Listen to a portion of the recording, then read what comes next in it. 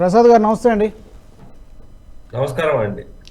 ప్రసాద్ గారు, ఇక్కడ ఒకటి కాంగ్రెస్ పార్టీ ఆరోపిస్తున్నది ఎంటైర్ ప్రోగ్రామ్నే వాళ్ళు అంటే మేము మందిరం నిర్మాణానికి వ్యతిరేకం కాదని చెప్తూనే, కానీ ఈ కార్యక్రమం ఎలా జరుగుతోందంటే ఏదో ఆర్ఎస్ఎస్ సెంట్రిక్గా లేదా బీజేపీ సెంట్రిక్గా ప్రధాని మోదీ గారి కోసం ఈ మూడు సంస్థల కోసం, ఈ రెండు సంస్థలు ఒక వ్యక్తి కోసం చేస్తున్నటువంటి కార్యక్రమంగా వాళ్ళు అభివర్ణిస్తూ ఉన్నారు.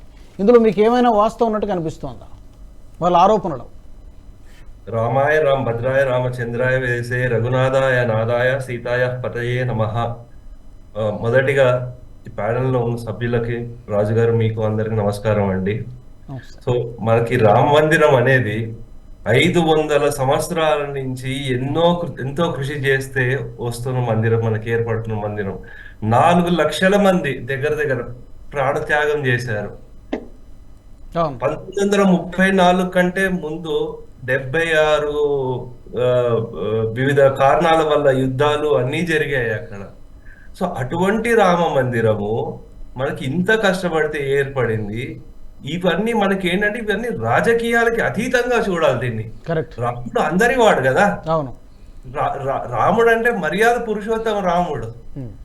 సో ఆయనని హిందువులు మన దైవంగా భావించే వాళ్ళు ఉన్నారు. అలా కాకుండా ఇతర మతాల వాళ్ళు కూడా ఆయనలో అసలు ఒక పురుషుడు ఎలా ఉండాలి, అవతార పురుషుడు అంటే ఏంటి, వారి లక్షణాలు ఏంటి, ఒక మనిషిలో ఉన్న ప్రతి ఒక్క లక్షణం ఆయనలో ఉంది అని గౌరవించే ఇతర మతస్థులు కూడా ఉన్నారు. అవును అవును.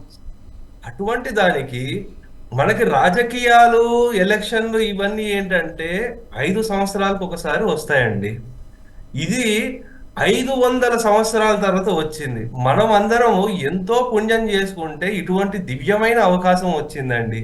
అటువంటి అవకాశంలో చాలా కొద్ది మందికి 22వ తారీఖున అక్కడ ఆహ్వానం పొందింది. అంటే వాళ్ళు ఇంకా పుణ్యం చేసుకున్నాడు. అంత పుణ్యం చేసుకున్న వాళ్ళు ఇలా ఎవరో ఈ సంస్థ చేసింది, ఆ రాజకీయం ఈ రాజకీయం అని పేరు చెప్పి వాళ్ళు వెళ్ళకపోవడం చాలా దౌర్భాగ్యం అండి. ఓకే. జాతీయవాద జర్నలిజానికి అసలైన వేదిక నేషనలిస్ట్ హబ్ ని సబ్స్క్రైబ్ చేసుకోండి. నోటిఫికేషన్స్ కోసం బెల్ ఐకాన్ పై క్లిక్ చేయండి.